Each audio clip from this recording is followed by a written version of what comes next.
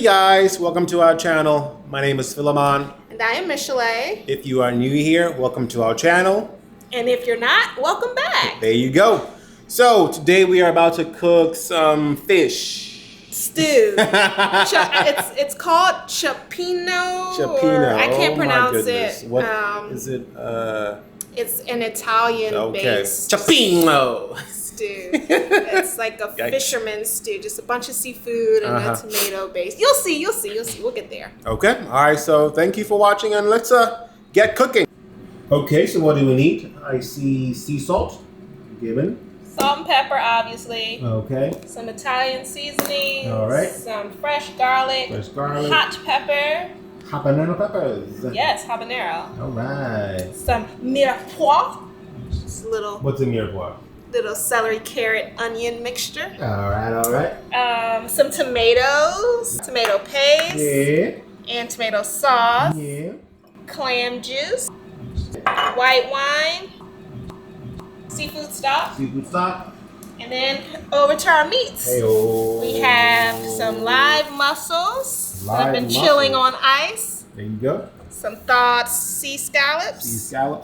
Some crab meat. And you, the cut. Yay! Also, in addition to me, the red snapper. I've already scored and seasoned the fish. Right. So scoring is just taking a knife and cutting little, pretty much. Slits, okay.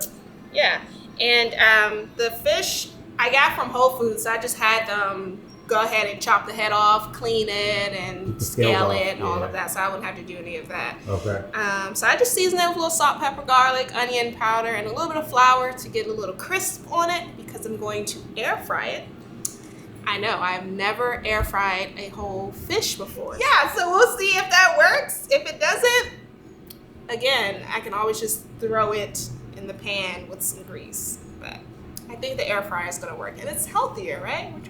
It's about to be a new year. We want to be healthy. We want to lose weight.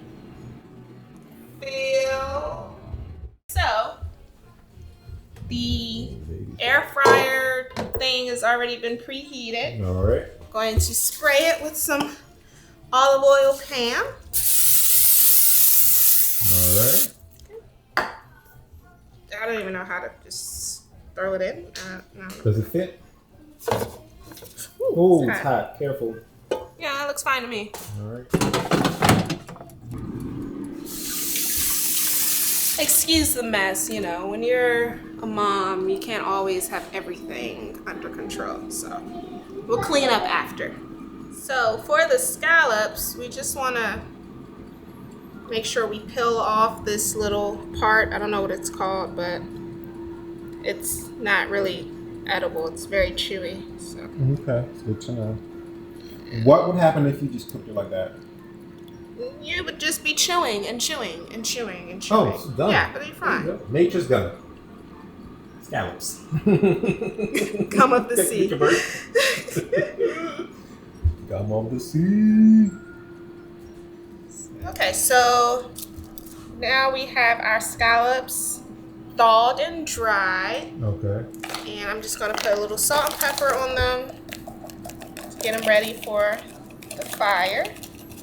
Stick to just salt and pepper because we're working with seafood, and seafood has a very strong flavor that you don't want to ruin by overpowering it with too many seasonings. Okay. Also, it's going to be a stew, so all the flavors are going to come out of the vegetables and the garlic and onion that's being freshly chopped into the stew.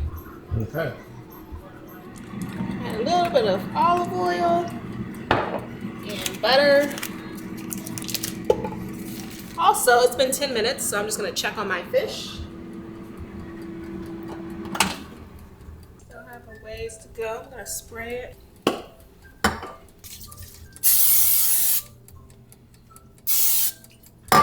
Alright, so the butter and olive oil seem to have warmed up quite nicely. I'm going to drop my scallops in.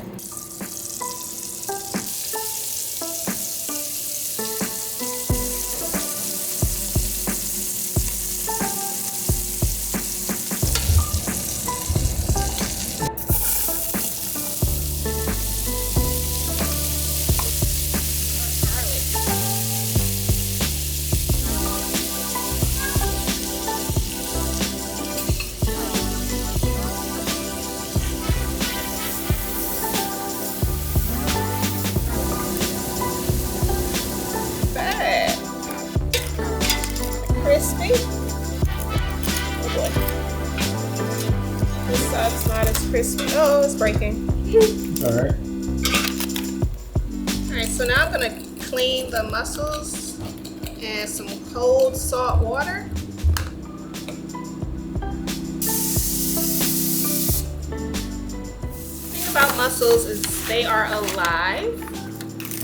You cook them live, and the way you want to test that they're alive is they should be closed. If they're not closed, you just want to tap it like on your counter to make sure that it closes.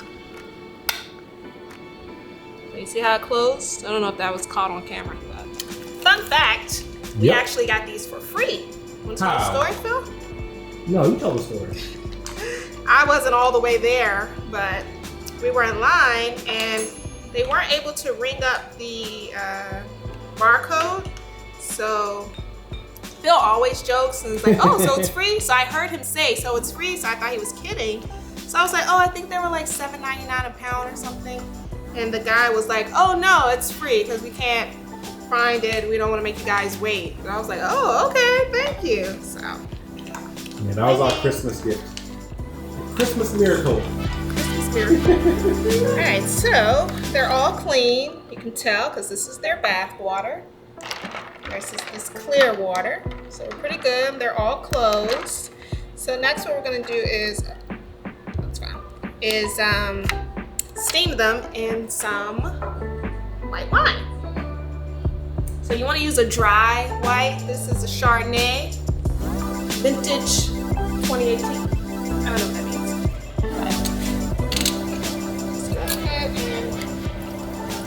We're really steaming them, so it doesn't have to be like a lot. Just want to kind of maybe an inch off of the bottom of the pan. All right, so our fish is done. Nice and crispy. It's a little deconstructed because it's all right. it wouldn't fit in it wouldn't fit in the pan, and then also I wanted the fish to stay upright so that it wouldn't lay flat and get soggy at the bottom. And over here, I added some tomato paste to our mirepoix while our wine is boiling.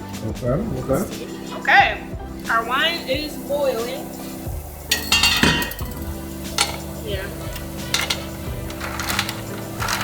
Add these. Cover it back up so that the steam.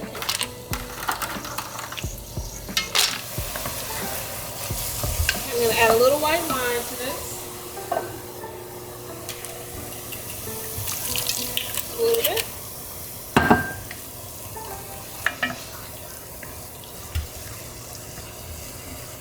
Add some clam juice for a nice strong seafood flavor. Some people put clams in this, but I don't like the texture of clams, so I'm just going to use the juice and not the actual clam.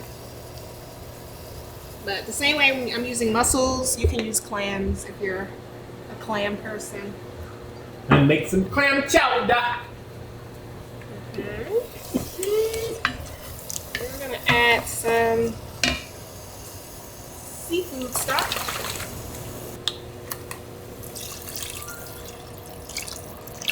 Oops. I'm going to also season it with some salt, pepper, and Italian seasonings. And I'm going to drop a little spicy pepper in there.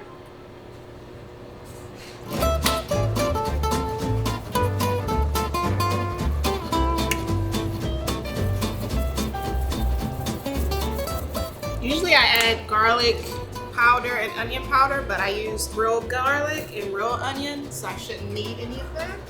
And again, the flavors of the seafood is going to draw out a nice little Je ne sais quoi. Je ne sais quoi.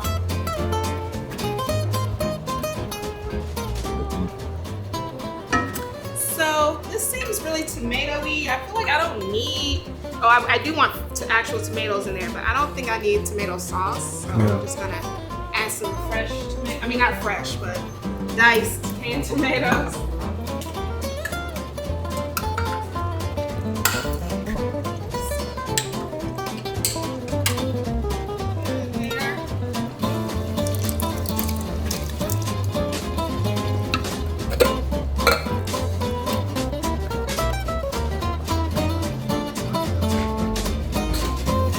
You see the mussels are starting to open up. That's how you know they're done.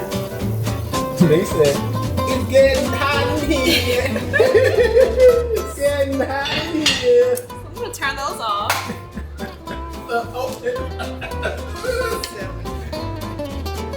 And I'm gonna actually add the mussels here to finish cooking, so that we get all that mussel and white wine flavor.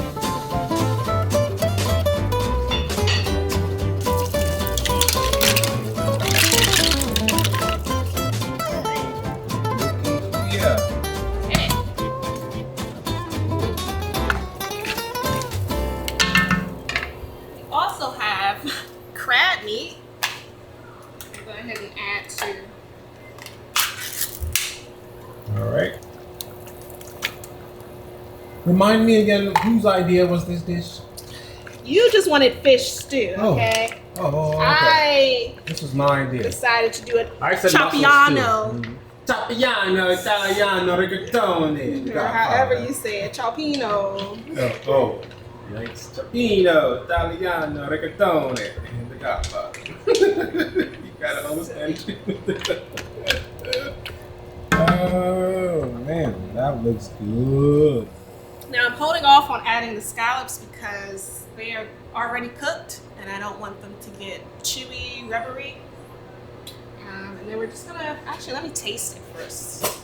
Because I have no idea how this tastes. It could be really gross, you know?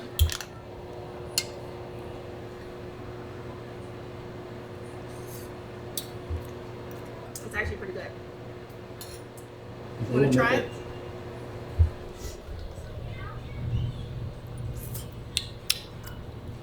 It's good. So I don't need to have the salsa? You should. So I turned it off. Well, I turned the fire off. And this is gonna cool it down a bit. I want it to stop cooking because I don't want the mussels to overcook. Crab meat should be fine. When I plate it, we can add the fish and scallops then. Okay. Since I turned off the heat, I'm gonna add the scallops just for that scallop flavor.